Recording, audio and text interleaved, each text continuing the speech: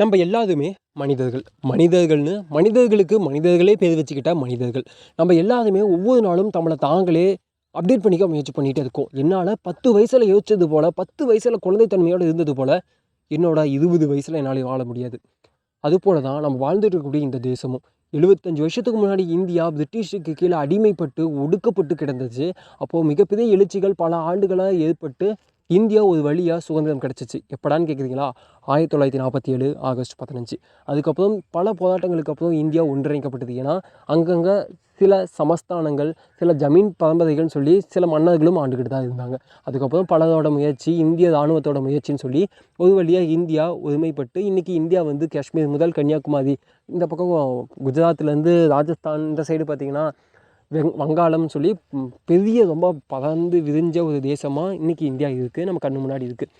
ஆனால் 75 வருஷத்துக்கு முன்னாடி இந்தியாவில் இருந்த மக்கள் வந்து கஷ்டப்பட்டாங்க, கண்ணீர் சிந்தினாங்க, கொடுமைக்கு உள்ளாக்கப்பட்டாங்க, அடிமைப்படுத்தப்பட்டாங்கன்னு சொன்னால் ஒரு நியாயம் இருக்குது. ஏன்னா அன்னைக்கு ஆண்டுட்டு இருந்தது, அன்னைக்கு நம்ம அடிமைப்பட்டு இருந்தோம்.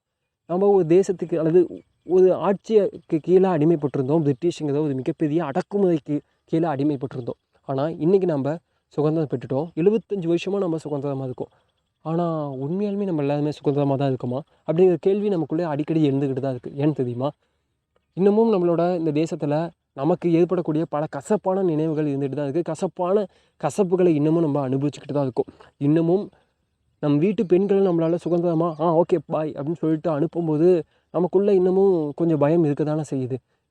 இன்னமும் தலித் அப்படிங்கிற காரணத்தினால மட்டுமே அவர்கள் ஒடுக்கப்பட்டவங்கன்னு காரணமாகவே இன்னமும் அவர்கள் ஒடுக்கப்பட்டுக்கிட்டே இருக்காங்களே அப்படிங்கிற பிரச்சனையுமே இருக்க தானே செய்யுது. இன்னமும் நம்ம வாழ்ந்துட்டுருக்க இதே காலகட்டத்தில், இவ்வளோ தொழில்நுட்பம் நிறைந்த இதே காலகட்டத்தில் மனிதர்களோட மனிதர்களே அள்ளிக்கிட்டு தானே இருக்கோம். இன்னமும் நம்ம வாழ்ந்துட்டுருக்க இதே காலகட்டத்தில் விவசாயிகள் ஒடுக்கப்பட்டுக்கிட்டே தானே இருக்காங்க. இன்னமும் பல விஷயங்களுக்கு நம்ம அண்டைய நாடுகளையும் அல்லது வெளிநாடுகளையும் நம்ம சார்ந்து தானே இருந்துகிட்ருக்கோம். இன்னமும் நம்ம வீட்டில் இருக்கக்கூடிய பல இளைஞர்களுக்கும் வந்து வேலை வாய்ப்புங்கிறது ரொம்ப குறைவாக தானே இருக்குது. இன்னமும் நம்மளோட எஜுகேஷன் சிஸ்டம் வந்து அப்டேட் பண்ணாமல் தானே இருக்குதுன்னு சொல்லி பல வகைகளில் நமக்கு பல நேரங்களில் இந்தியா அப்படிங்கிற தேசத்து மேலே பல கசப்பான விஷயங்கள் நமக்கு கசந்துக்கிட்டு தான் இருக்குது. இன்னமும் சொல்லப்போனால் தீராத வடுவாக நம்ம தமிழகத்தில் பொள்ளாச்சி அப்படிங்கிற இஷ்யூ நடந்துச்சு தானே.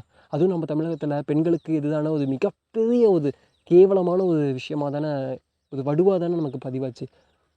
அப்போது கடைசி 75 வருஷமாக நம்ம என்ன தான் பண்ணிக்கிட்டு இருக்கோம்? இந்தியா அப்படிங்கிறது எந்த அளவுக்கு அப்டேட் ஆகிருக்கு?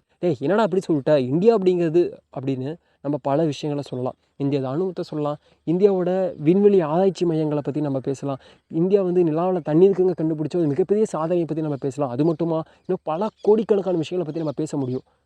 ஆனால் இன்னமும் நம்ம பேச வேண்டிய பல விஷயங்கள் நிலுவையில் இருந்துகிட்டு தான் இருக்குது. அது நல்லதோ கெட்டதோ பட் நம்ம பேசாமலே இருக்கும்னு நினைக்கிறேன். ஏன்னா அது ரொம்ப சின்ன விஷயமாக நம்ம பார்த்துக்கிட்டு இருக்கோம். அது சின்ன விஷயமா அது நமக்கு பழகப்பட்டிருக்கு. நான் ஒரு 2000ஆம் ஆண்டு காலகட்டத்தில் பிறந்த ஒரு சாதாரண எளிய மகன். எப்படின்னு சொல்கிறீங்களா? ஒரு சின்ன எக்ஸாம்பிளுக்காக சொல்கிறேன். இந்த உலகத்தோட மிகப்பெரிய மாற்றங்கள், மிகப்பெரிய டெக்னாலஜி புரட்சி எப்போ ஏற்பட்டுச்சுன்னா 2ஆம் உலக போர் காலகட்டத்துக்கு அப்புறம் தான் சொல்லுவாங்க. அது எந்த காலகட்டத்தில் நடந்துச்சுன்னா 1945 அதுக்கு முந்தைய காலகட்டங்களில் நடந்துச்சு. கிட்டத்தட்ட அதுக்கு இணையான காலகட்டத்தில் உருவான தேசம் தான் இந்தியா அப்படிங்கிறது. அது 1947 உருவாக்கப்பட்டுச்சு. அப்போது அப்படிங்கிறது வளர்ச்சியோட கூடிய வளர்ச்சி மிக்க நாடாக இன்றைக்கி இருக்கான்னு கேட்டால் மிகப்பெரிய கேள்வி இதுதான் இல்லை. சரி, கடைசி 20 ஆண்டுகளில் இந்தியா எந்த அளவுக்கு வளர்ந்துருக்குங்கிறத நம்மளால் எளியாக பார்க்க முடியும். ஆனால் ஒரு 2000ஆம் ஆண்டு காலகட்டத்தில் பிறந்த ஒரு சின்ன சாதாரண என்னை போல எளிய மகனுக்கு இந்த தேசம் எப்படி இருக்குது, அவனோட கண்ணோட்டம் இந்த தேசத்தை எப்படி பார்க்குதுங்கிறத தொடர்ந்து வரக்கூடிய பல எபிசோட்களில் நம்ம பார்ப்போம்.